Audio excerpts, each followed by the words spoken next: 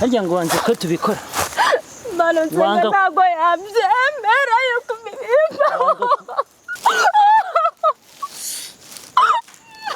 Sinabikubwiye tukiri mu rugo cyangwa none ugiye Nanjye ntago yabyemera. tugiye kubikorera hano mu ishyamba. Ntago byambaho. Teka Mano wapfashije. Mano nsenga ntago waduha. muri kure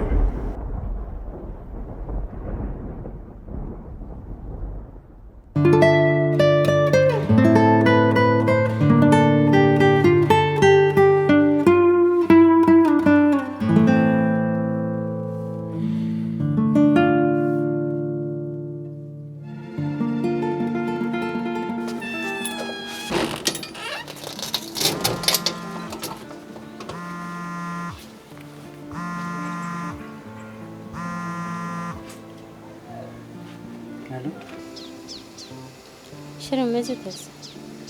ni sawa. Wandangiye se nkafata akamoto. Reba hano nibo nyine uzamutse hano mu Kagarama. Kuri sport view nizere ko haza. Utambika ku gahanda ka ruguru yaho. Nuzamuka k'iburyo umanuke ibumoso.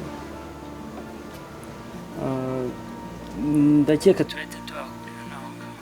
Okay. Nta kibazo ubwo nimagera uza kwita usohoka.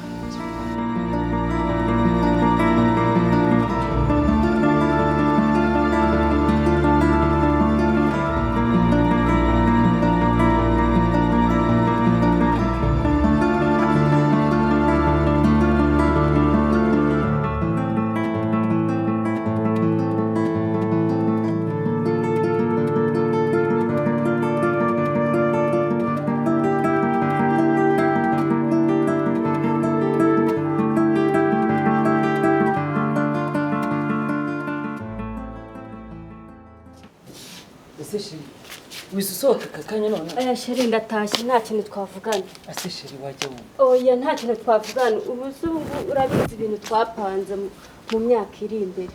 None se ibyo ni byo nkorera akakanya. Sheri icyo nashakaga njyewe naje hano. None se waje hano uje kumara. Naje hano nje gukureba kubera ko ababyeyi banjye bashaka kukubona.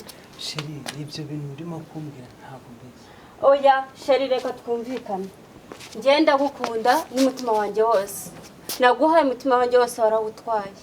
Urabizi bije dufite muri imbere. None urashaka gukora ibintu none? Ntabwo mukunda.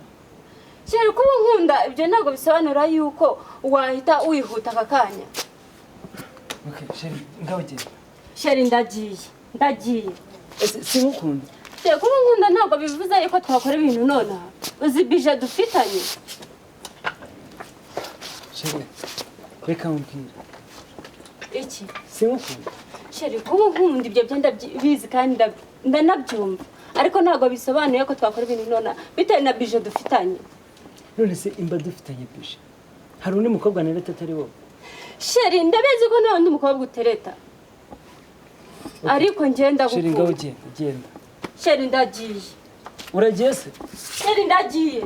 Ako sheri menye utanyizera. Sheri ndagiye.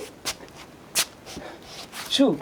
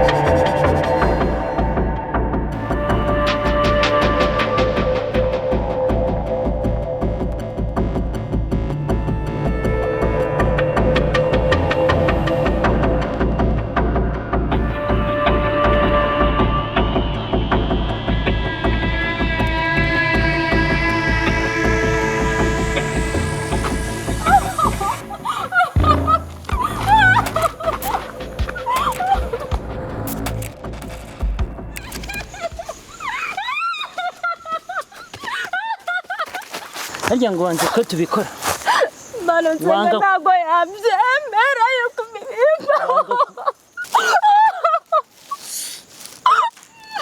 sinabikubwiye tukiri mu rugo none ugiye Nanjye ntabwo yabyemera. tugiye kubikorera hano mu ishyamba